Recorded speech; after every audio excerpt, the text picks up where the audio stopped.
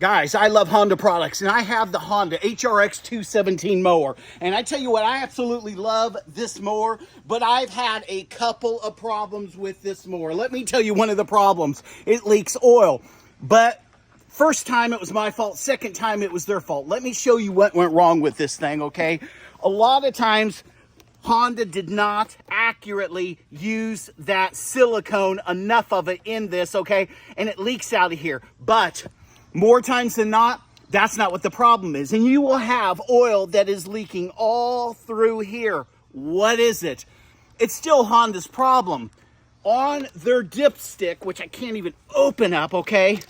It's so janky here, right? If you accidentally go over that, okay?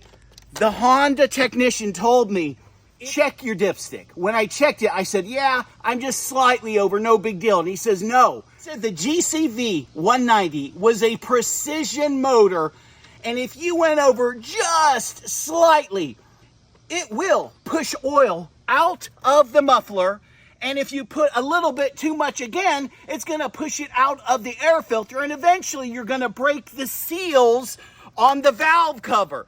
And so what I did is think, well, I'm gonna just change out the valve cover. I'll clean it up, and I did. Okay, I emptied all the oil and I changed it and I fixed the problem. But then again, I changed the oil and the same thing happened. What's happening is the oil is coming out of here, but you can't tell right away. So if you take this cover off and you notice a bunch of grit and grime, it's because you put too much oil in it. I'm talking the slightest amount over the check marks, and the check marks are really hard to see. Friends, change the oil on it, take this cover off right here, clean it up. I guarantee if it's leaking oil, there's a 95% chance it's coming from here. It's dripping down. If you have a bunch of gunk in here, guess what? Clean it up, change the oil, and make sure you fill it correctly. Guys, the next thing you want to do is check the spark plug, check the gap. People have no idea how to do that. You need to do it. You need to get that tool, okay?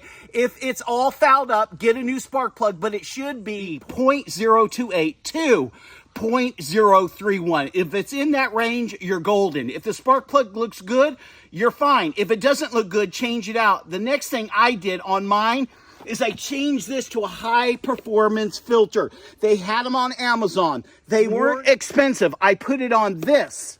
I put it on this Honda right here.